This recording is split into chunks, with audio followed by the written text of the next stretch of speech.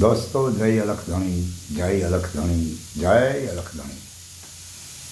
દોસ્તો,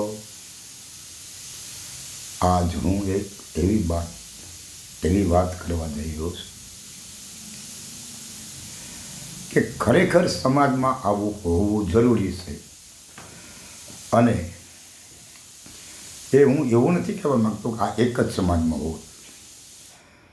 ભારતમાં વસતી દરેક સમાજની અંદર આવી એકતા હોવી જરૂરી છે. કારણ કે એકતા વિના મનોબળ કોઈ દિવસ દ્રઢ ન થઈ શકે. માટે દોસ્તો, આપણે જ્યારે આપણા મનોબળને દ્રઢ કરવું હોય ત્યારે ખરેખર આપણી પાસે એક જૂથ હોવું જોઈએ અને એક એકતાનો માહોલ હોવો જોઈએ. અને ત્યારે આપણે કોઈ પણ સ્ટેજને આંબી શકીએ અને એમાં વિજય થઈ શકીએ.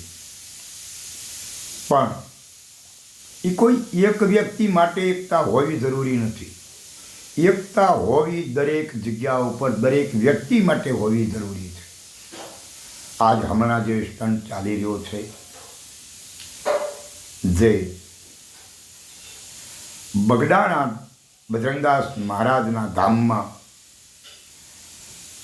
અને એક ટ્રસ્ટીઓના નામે જે એક ભણગો ફૂટ્યો ઝેરનો, અને એમાંથી મોટું જબરજસ્ત સ્વરૂપ ધારણ કર્યું અને વેરની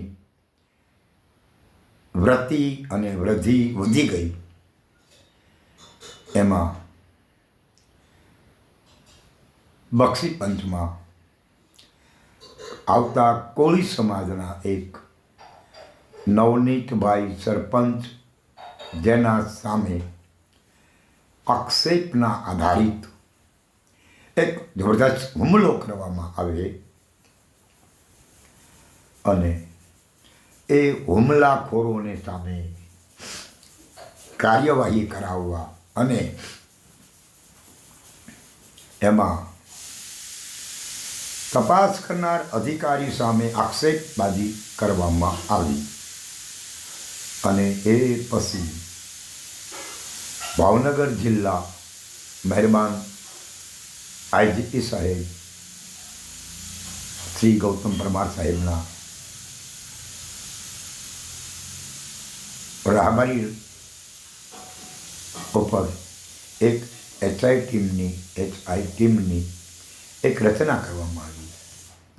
હવે એ અધિકારીઓ ઉપર જ્યારે આપણને એ ટીમ ઉપર ભરોસો નથી, એવી વાત આજના એક વિડીયોમાં મેં સાંભળી. અને હશે કદાચ, આપણે એમાં એવું નથી કહેતા કે આ લોકો ખોટું કહી રહ્યા છે, કદાચ એવું પણ હોઈ શકે, અને એ તો તપાસનો વિષય છે. પણ મારી વાત તો એકતા બાબતે છે. કારણ કે મહામાનવ એવા ડૉક્ટર બાબા સાહેબ આંબેડકરના સંવિધાનમાં જે આપવામાં આવેલા અધિકારો અને એ અધિકારના આધારિત SC, ST અને OBC સમાજના રાજ્ય લેવલમાં ભારતમાં દરેક રાજ્યની અંદર પોતે ધારાસભ્યનું પદ જાળવી અને સમાજનું પ્રતિનિધિત્વ કરતા હોય એવા દરેક SC, ST અને OBC સમાજના ધારાસભ્યશ્રીઓ, જેમની ફરજ શું હોય કે સમાજમાં એમના વિસ્તારમાં થતા અત્યાચાર, થતા અન્યાય, એ બાબતે સરકારનું ધ્યાન કેન્દ્રિત કરાવવું અને જવાબદાર અધિકારીઓને સાચી દિશામાં તપાસ કરાવવા માટે એમને મજબૂર કરવા જોઈએ. એમાં આવા કોઈ પણ હુમલા થાય એટલે આટલા બધા ધારાસભ્યોને એક જગ્યાએ એકત્રિત થઈ જવું, એ તો મારા વિચારથી તો બરાબર નથી. પણ એકંદર સારી વાત કહેવાય કે એકતાનું પ્રતીક બતાવવામાં આવ્યું છે કે સમયના અનુરૂપ આ સમાજના લોકો એક થયા છે. અને એમાં પણ મારી એક વાત છે કે આજે નવનીતભાઈ ઉપર હુમલો થયો એ અજુગતી બાબત છે, એમાં કોઈ શંકાને સ્થાન નથી. પરંતુ આ વખતે એટલે કે આ નવનીતભાઈ ઉપર હુમલો થાય અને આટલા બધા લોકો અને આટલા બધા ધારાસભ્યો એક જગ્યાએ એક મંચ ઉપર હાજર થાય, એ તો આજ ઘણા સમય આપણે જોયું છે ને સાંભળ્યું છે. પણ આ પહેલાં ઘણા બધા ઓબીસી સમાજના કોળી પરિવારના ભાઈઓ ઉપર હુમલા થયા છે. અને ત્યારે આવું અને આટલું બધું નહોતું, પણ આવી એકતા અત્યારે જે બતાવવામાં આવી છે એમાં હું ખુશી છું. અને આ એક સમાજ આવી એકતા બતાવે એમને હું તો એવું કહેવા માગું છું કે દરેક સમાજમાં એકતા હોવી જોઈએ.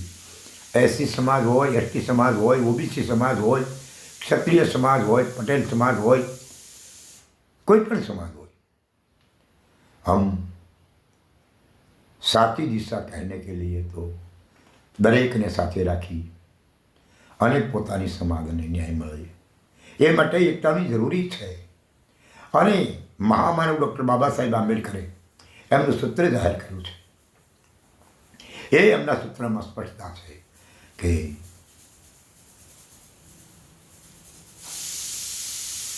આપણે પહેલાં શું કરવું જોઈએ? શિક્ષિત બનો. પહેલાં તો આપણે શિક્ષિત બનવું જોઈએ, કારણ કે અભણથી એટલે જ આ બધા આપણો લાભ ખાટી જાય છે. અને એ આ અભણથી એટલે લાભ ન ખાટી જવા માટે આપણે શું કરવું જોઈએ? તો આપણા બાળકોને પહેલાં ભણાવવા ગણાવવા જોઈએ અને હોશિયાર કરવા જોઈએ. ડૉક્ટર બાબા સાહેબનું સપના અને સુવિચાર, એમનો સંદેશ આ હતો કે એસસી, એસટી અને ઓબીસી સમાજના લોકો તમે જાગો અને તમારા પરિવારને, તમારા બાળકોને, તમારી આવનારી પેઢીને જો અધિકાર લેવા હોય અને અધિકાર મેળવવા હોય તો એ માગવાથી નહીં મળે. અરે માગી તો ભીખ નથી મળતી, એમાં તમારા આવડા મોટા અધિકાર કોણ આપે ભાઈ? અને એ અધિકાર મેળવવા માટે બાબા સાહેબે હોય એક દિશા બતાવી છે કે શિક્ષિત બનો, સંગઠિત બનો. શિક્ષિત બન્યા પછી તમે સંગઠિત બનો. પણ આજ શિક્ષિત બનેલી વ્યક્તિ બાબા સાહેબની જે કાયદાના અનુસંધાનમાં કોઈ પણ હોદ્દા પર બેઠા હોય એ લોકોને સમાજની નથી પડી. પણ જાગવું એને જરૂરી છે, કારણ કે કાલે એનામાંથી આવે એવું ભાઈ આમાં તો કાંઈ નક્કી નહીં. એટલે જાગવું એ જરૂરી છે. શિક્ષિત બન્યા પછી સંઘર્ષ કરવા માટે પહેલાં સંગઠિત થવું એ જરૂરી છે. એટલે અત્યારે હું જે જોઈ રહ્યો છું, હું જે સાંભળી રહ્યો છું, બગદાણા બાબતમાં જે કોળી સમાજની એકતા અને એનું સંગઠન, સારી વાત કહેવાય. શુભેચ્છા સાથે હું એમને ધન્યવાદ આપું છું. પણ તકલીફ મને એ છે કે આ તમામ ધારાસભ્યો નવનીતભાઈના માથે હુમલો થયો ને એકત્રિત કેમ થયા એ મને સમજાતું નથી. કારણ કે હુમલા તો ઘણા બધા થયા છે કોળી સમાજના પરિવારના બાળકો ઉપર ને ભાઈઓ ઉપર, પરંતુ કોઈ ધારાસભ્ય આટલા બધા હોશિયાર થઈ અને એક મંચ ઉપર આવ્યા હોય એવો આ પહેલો બનાવ છે. આવું શા માટે? આ સમાજના દરેક વ્યક્તિએ વિચારવાનું છે કે આની અંદર કંઈક રોશની છે. કારણ કે આ બે પક્ષ જે રહ્યા ને એ બે પાર્ટી એક જ પક્ષના વ્યક્તિઓ છે. કોળી પટેલ હોય, આહિર સમાજ હોય, એ બંને ભારતીય જનતા પક્ષના નેતાઓ છે.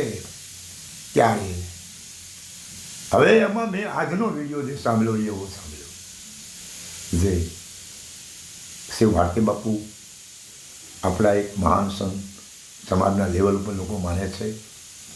એ સંત ભારતી બાપુ એવું બોલે કે આ સમાજ ઉપર, આ ઓબીસી સમાજ ઉપર વર્ષોથી અન્યાય થાય છે. સારી વાત કહેવાય, આવી વાત કરવી, આવો સંદેશ આપવો એ ધન્યવાદ છે. પરંતુ ભારતી બાપુ, આપને એ પણ ખબર છે કે 4 જ વર્ણાશ્રમ હતા: બ્રાહ્મણ, ક્ષત્રિય, વૈશ્ય અને શૂદ્ર.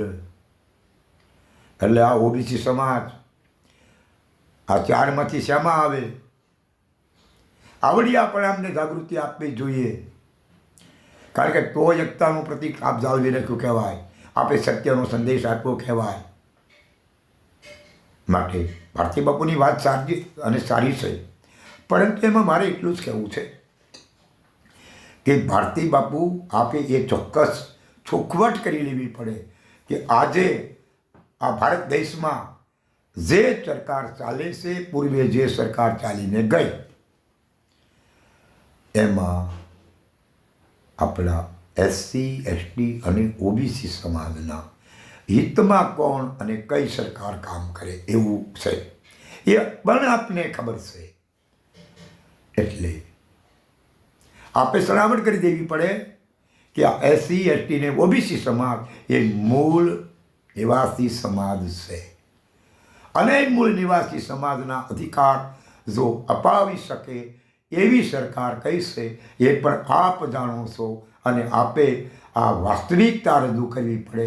કારણ કે અમારી નાના માણસોની વાત તો સમાજ કદાચ ન પણ સાંભળે, પણ આપની વાત, ભારતી બાપુની વાત સમાજ ચોક્કસ સાંભળે અને એની ઉપર અમલવારી પણ થાય.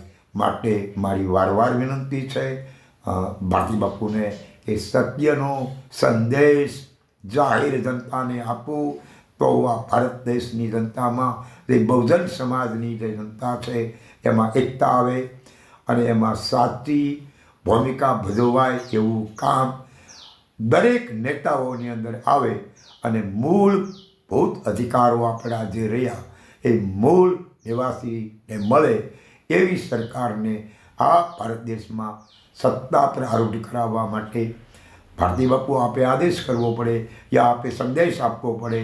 આ ચોક્કસ કાર્ય આપે કરી શકો એમ છો અને આપ કરો એ બદલ આપને મારી વિનંતી છે. અને જાગૃત થવું એ તો જરૂરી છે, કારણ કે નહીંતર તો ભાઈ નહીં મેળ આવે. માટે દોસ્તો, મહારાજ ભારતી બાપુનું બોલવું ચોક્કસ છે ને સારું છે ને સત્ય છે, પણ અધૂરું છે. એમને પૂરું કરવું જોઈએ. સમાજને જે ખબર નથી ને એની ખાતરી આવા મહાપુરુષોએ આવીને કરવી જોઈએ. નહીંતર તો આપણે તો ખબર જ નથી હકીકતમાં શું છે એ. બાકી આ સમાજમાં આ સાધુ પુરુષોને પણ પૂર્વનું જ્ઞાન છે ને અત્યારનું છે. માટે એ બેની મિલાવટ કરીને હકીકતને મેદાનમાં લાવીને રજૂ કરે એવી મારી ભારતી બાપુને વારવાર વિનંતી. અચ્છા દોસ્તો, મારી વાત ઉપર વિચારજો. જય અલગધણી, જય અલગધણી, જય અલગધણી.